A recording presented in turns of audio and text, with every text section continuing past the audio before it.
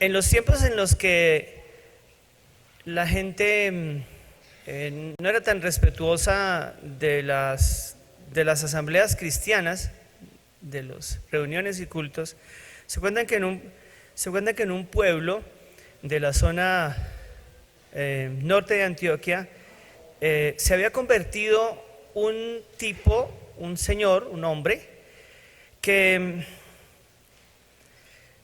era malísimo, que había sido malo durante gran parte de su vida y había sido muy, muy agresivo. Era experto con el machete y había matado gente y había dejado a muchas personas marcadas con las peleas estando borracho con el machete. Pero en una de esas peleas a ese hombre le cortaron un brazo con un machetazo. El caso es que el Señor se convirtió a Dios, se acercó a Dios y se acercó a la iglesia y era un miembro de esa iglesia, pero obviamente todos en el pueblo sabían lo que había sido ese hombre y lo malo que había sido ese hombre. Alguna vez en un culto común y corriente, tranquilo, comenzaron dos borrachos a molestar en el servicio. Y el pastor comenzó a predicar y era de verdad un fastidio esos dos borrachos. Y que amén, y que gloria a Dios, y que pastor, yo tengo una oración y pregunto, y borrachos molestando, ya señores, cálmense. No lo dejaban predicar. Pues no lo dejaban comenzar la predicación. Ni siquiera había dicho los textos bíblicos y estos borrachos molestando todo el culto. Entonces, el pastor tuvo una revelación divina y dijo, muy bien hermanos, se puso serio, muy serio el pastor, muy bien. Entonces, Salmo 8, y luego vamos a Joel 2. Y los borrachos salieron corriendo, hermanos. ¿Entendieron el chiste o se los explico?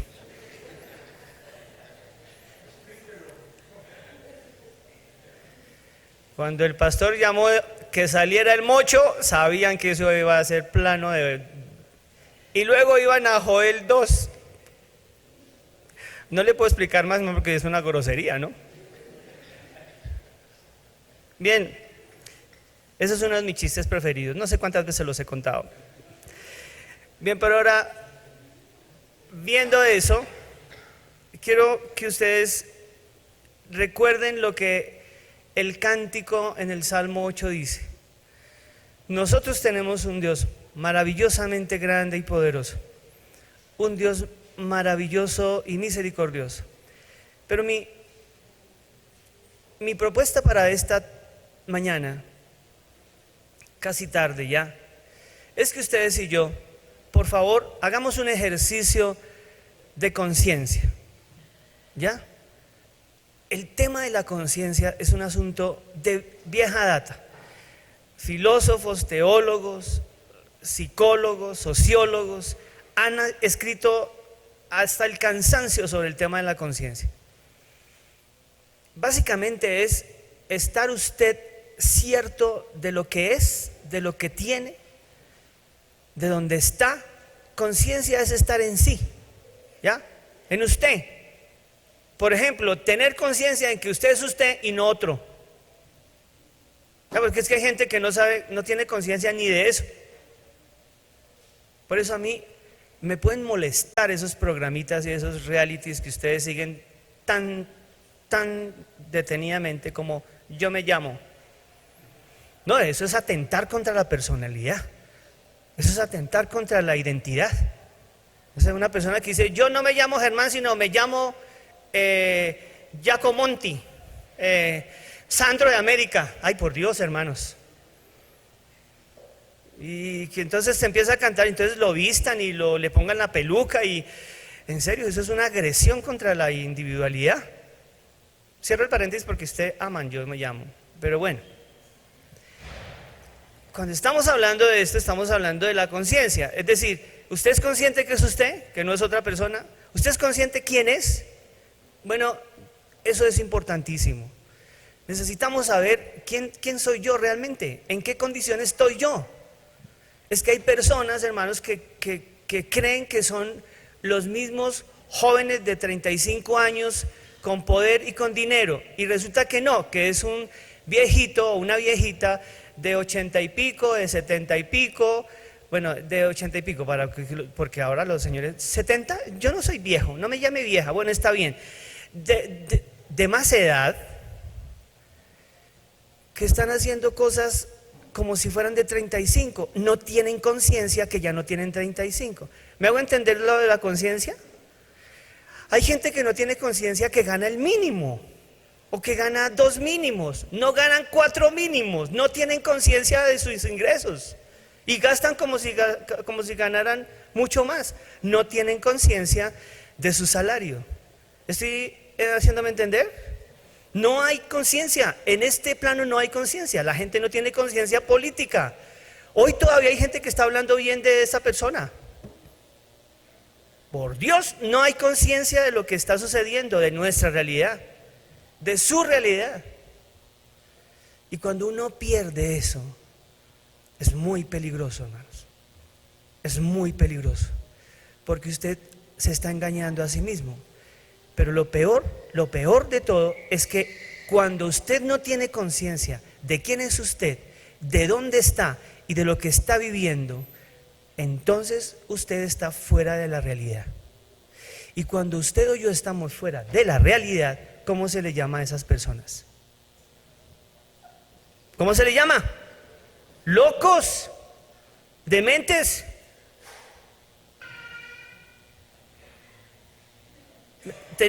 Cuando usted y yo no estamos conscientes del país, del lugar, de quién soy, de dónde estamos, de lo que está pasando, usted está fuera de la realidad. Y cuando usted está fuera de la realidad, usted es un pobre loco. Y a los locos los manipulan, los dañan, los meten al manicomio, los medican para sacarlos más de la realidad, ¿no? A los locos los usan. Tener conciencia y estar en conciencia es supremamente importante. Usted está consciente de que ya no es tan joven y tan bello, entonces no puede estar enamorando a quien está enamorando ahorita en este momento. Usted, señorita, señora, es consciente de que usted no toda la vida va a seguir así de joven y de linda y de atractiva y de simpática. ¿Es consciente de eso? ¿Sí ven el montón de cosas que no tenemos claras en nuestra conciencia? Por eso es tan importante el tema de la conciencia. Pero donde yo quiero puntualizar, que es el momento, el punto de partida para nuestro diálogo, incluso para nuestra vida, para nuestra cotidianidad, es, hermanos y hermanas, ustedes y yo tenemos conciencia del Dios en el que creemos. ¿En serio? Nosotros tenemos conciencia del Dios que usted y yo venimos aquí a adorar, o que venimos aquí a pedir, o al que venimos a rogarle. ¿Tenemos clara conciencia de eso? Tengo un poquito de preocupación por ese asunto. El escritor del Salmo 8, el cantor, dice que el Dios que tenemos es un Dios inmensamente poderoso y grandísimo. Es un Dios eterno y maravilloso. ¿Cuál será, pues no sé, la célula, el nombre de la célula de la bacteria que yo pueda decir es de lo más pequeño, que no se puede ver sino con microscopio, que todos tenemos en nuestro cuerpo, sea malo o sea bueno? Vamos a proponer una célula que no queremos mucho, por ejemplo la ameba, ¿cierto? Todos tenemos amebas, no se hagan. Todos tenemos amebas, esas cosas siempre las tenemos. Ay, tan cochino el pastor, no, en serio, todos ustedes, algunos tienen un poquito más que otros, eso sí, pero todos tenemos amebas. Muy bien, las amebas están por cientos de miles, millones, o sea, depende de cuánto esté, pues. Ese es un microorganismo. Bueno, ustedes están entendiéndome. Ustedes se van a imaginar qué soy yo o qué es usted comparado con una ameba suya. ¿Ya? ¿Están haciendo la comparación? Usted como ser, como usted, en conciencia de lo que es usted, ¿qué es usted comparado con una ameba? Ya, muy bien. Les voy a hacer otra pregunta todavía más complicada. ¿Qué tal si yo le dijera a usted, necesito que identifique todas las amebas que usted tiene en su cuerpo, todas, una por una, y a cada una le ponga nombre y los memorice? ¿Qué les parece esa tarea?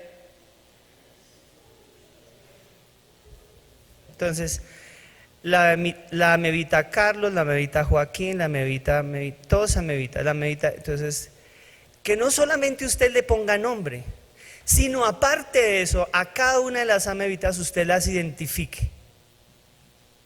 Que diga, esa es la ameba Carlota, mi ameba Carlota. Pero no solamente que usted identifique a Carlota y sepa quién es Carlota y cómo es, más allá, que usted sepa cómo se siente Carlota. A Carlotica le gusta más bien hacerse por los lados del riñón. Ella no se siente tan bien en cualquier otra parte. A mi Carlotica le gusta hacerse ahí. Pero además de saber qué siente, usted supiera qué desea, cuáles son los sueños y los anhelos de la amebita Carlota. ¿Usted se puede imaginar eso? Usted dice, no, pastor, ya, por favor, vuelva a la realidad, está perdiendo su conciencia. Claro que sí. Ahora bien, quiero por favor que ustedes recuerden qué es lo que dice la Biblia. Ustedes dicen y escucharon y leyeron que Dios es el creador de todo cuanto existe, y ya está claro que no solamente hay un universo, sino hay muchos universos, ¿cierto que sí? Esto es una cosa absolutamente enorme, no tiene proporciones, no caben esas proporciones en nuestro cerebro. Compárese usted y su tamaño y lo que es usted y lo que soy yo comparado con el inmenso, infinito y grandísimo universo. ¿Qué usted tendría? ¿Qué sería usted? ¿Qué sería yo? Cuando hago comparaciones con la grandeza de ese universo, que quién lo creó, que quién lo gobierna, pues el Dios en el que creemos, ¿o no? ¿Cierto? ¿No creen en eso ya? Yo sí todavía, yo todavía sí. Yo creo en un Dios creador maravilloso, inmenso, que creó todo cuanto existe, que es el Señor y el gobernador de todo. Pero escuchen bien, hermanos, ese Dios maravilloso y creador, a mí tan pequeño, ya saben ustedes las comparaciones. O sea, yo soy cuando se pone el lente, yo soy absolutamente invisible por lo pequeño cuando se compara con el inmenso y eterno universo. Y sin embargo, hermanos y hermanas, y no es carreta, no es una especulación, no es un invento, es una realidad que usted y yo hemos vivido. Ese Dios, por eso llamo a la atención a tener conciencia de Dios. Ese Dios, a mí y a usted y a mí, me conoce por nombre. Conoce quién soy, cómo me siento, mis dificultades, conoce mis sueños, los acompaña. Ese Dios inmenso sí es capaz de mirar a una criatura tan pequeñita y diminuta y nos puede identificar. Y además de eso, hermanos y hermanas, lo que usted no hace con esa Carlota ameba a la que no le interesa nada, Él nos ama sin hacer nada por Él, a veces incluso dañando sus planes, como hacen las amebas. A veces incluso haciendo cosas en contra de lo que Él, como Creador y como Señor, quiere. Actuando en contra de su esencia, que es amor. Nosotros hacemos lo contrario. Ese Dios maravilloso nos ama profundamente. Tener conciencia del Dios inmenso que tenemos, pero que se relaciona con nosotros personalmente. Por eso oramos así, hermanos. Por eso dejamos un espacio para que usted ore a solas. ¿Sabe por qué? Porque cuando usted cierra sus ojos y dice, Señor, Él dice, dime Pepita, dime Juan Carlos, dime Laura, ¿qué necesitas, hija? ¿En qué te puedo servir? ¿Lo notan, hermanos? Tener conciencia de un Dios que nos ama tanto, siendo tan pequeños, nos anima a dos cosas. No olvidar el Dios maravilloso y grande que tenemos, pero tener también conciencia de quiénes somos nosotros respecto a Él. Y ahí es donde quiero llegar. Dice la santa palabra del Señor: si alguno se imagina que sabe algo, aún no sabe nada, como debe saberlo. Ahora bien, versículo 3. Pero si alguno ama a Dios, es conocido por Él. Sí, hermano, yo sé, los estudiosos de la Biblia, los que están aquí, que han estudiado teología y todo, me van a decir, pastor, pero es que eso está relacionado más bien con la comida y con los sacrificados a los ídolos. Sí, claro, hermanos, es verdad. Pero esa expresión no es una expresión únicamente para el tema de la discusión por las comidas. Esta es una expresión es una máxima de vida, es una máxima teológica, no es solamente una cuestión para ser aplicable a una sola cosa. No. Esta es una máxima teológica. ¿Cuál es la máxima teológica? Así que si alguno se imagina que sabe algo, aún no sabe nada, como cree que lo sabe. Y después, pero si alguno ama a Dios, es conocido por Él. Y no se vayan de aquí hasta que no escuchen lo que voy a decir en este momento. Si existiera el premio Nobel de Teología, me candidatizarían por ese descubrimiento tan espectacular, que además no es mío, es de Pablo, solo que yo lo leí. Escuchen bien, por favorcito. ¿Cuál es el problema del ser humano en general? El que supuestamente es creyente, el que no es, el ateo. ¿Cuál es su problema? ¿Cuál es mi problema? Cuando usted tiene problemas en su casa, con su pareja, con su esposo, con su esposa, cuando tiene resentimientos con gente, con gobiernos, con sistemas, cuando usted no está en paz totalmente porque tiene demasiadas cosas, cuando no se puede ubicar, cuando no tiene conciencia de usted, ya les voy a decir. El problema de nosotros, el problema del ser humano en todas, absolutamente todas las edades, es que el hombre permanentemente, el ser humano permanentemente, se está comparando con el otro. Ahí aparecen los egoísmos, los celos y sobre todo las soberbias. Cuando me creo mejor y más que el otro, cuando en conciencia, comillas, considero que yo sé más, que yo puedo más, que soy mejor o más merecedor, ahí existe una gran dificultad, y es que me estoy comparando con el otro, con mi prójimo, con mi vecino, con mi compañero de trabajo. Y eso es muy complicado porque él y ella está haciendo lo mismo conmigo. Y ahí comienzan todos los desórdenes sociales de nuestra comunidad, incluso de la iglesia.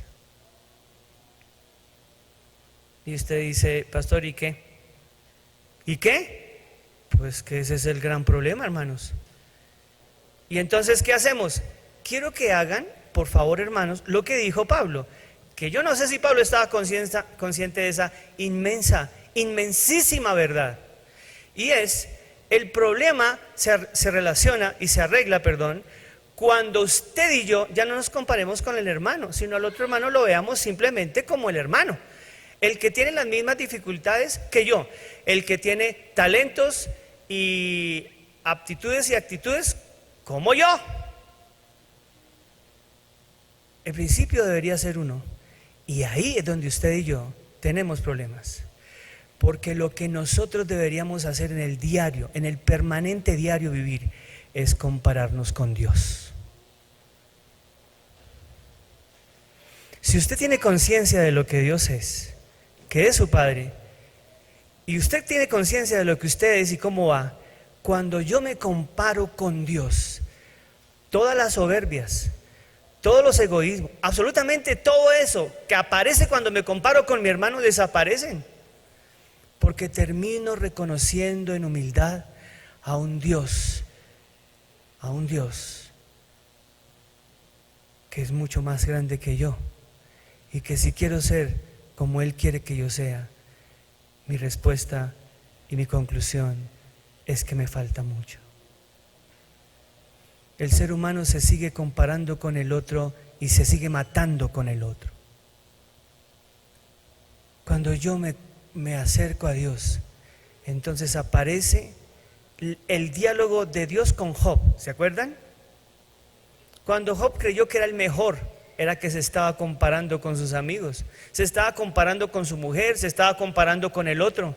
Yo soy mejor, ¿por qué me pasan estas cosas tan desgraciadas? ¿Qué le pasa? Si yo soy un hombre bueno, si siempre hago las cosas bien, siempre se estaba comparando con el otro.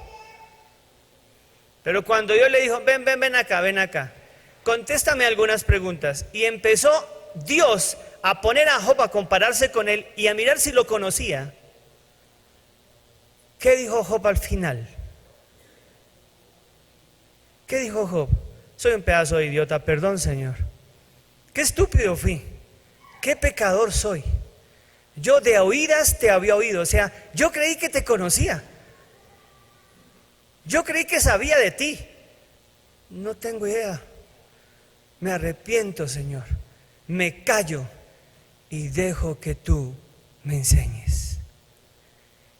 Esa dinámica de comparación con el Dios, al que en mi conclusión inmediata es, me callo y aprendo de ti en humildad, en esa misma dinámica me deja crecer y por supuesto me enseña y me recuerda permanentemente que lo más necio es compararme con mi hermano, porque mi hermano está en la misma condición, necesitado y hambriento de Dios.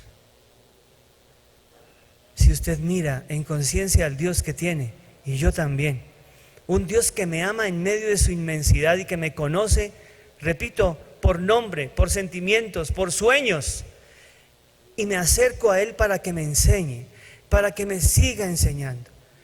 Él me dará la humildad suficiente para que cuando mire a mi hermano, lo vea tan necesitado como yo y no tenga de qué llenarme de soberbia o de fuerza contra él.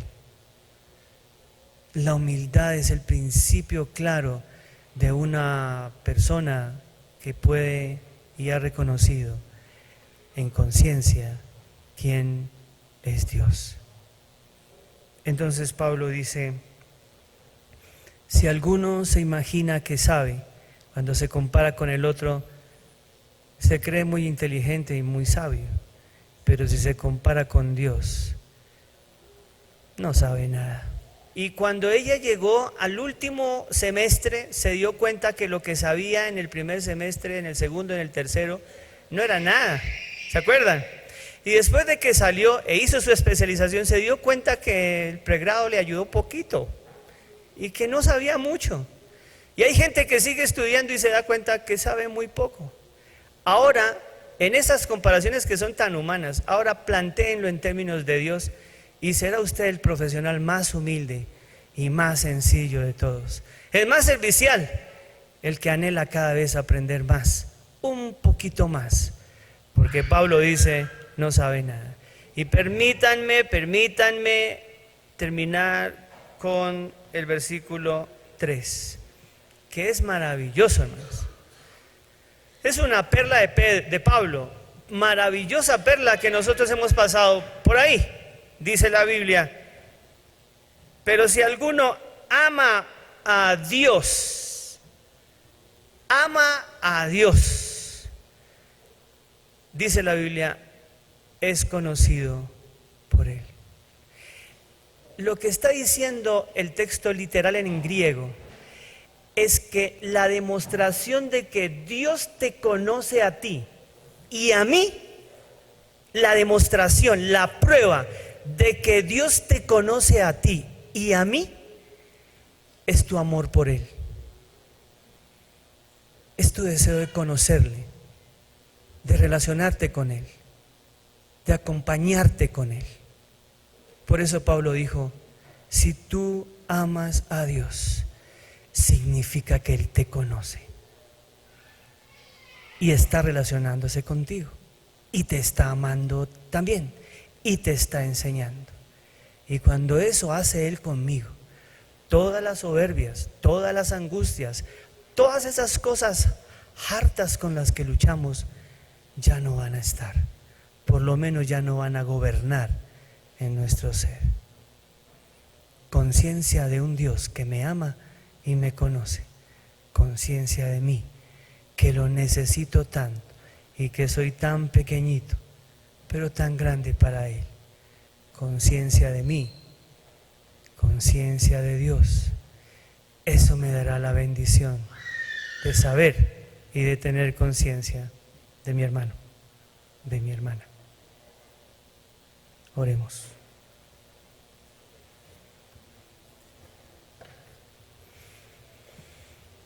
Dios, es supremamente importante que tú no nos dejes salir de la realidad. No queremos ser locos que andan por ahí, a la deriva, apenas comiendo, durmiendo, casi, Señor, vegetando en este plano terrenal. Permítenos tener conciencia de ti para poder seguir aprendiendo contigo y de ti. Permítenos reconocernos delante de ti para con mayor humildad acercarnos a ti y con mayor respeto y amor acercarnos a nuestro hermano, a nuestro prójimo. Está claro, Señor, mientras te amamos y aprendemos a amarte, tenemos que recordar y reconocer que tú nos estás conociendo. Tú eres maravilloso, Señor.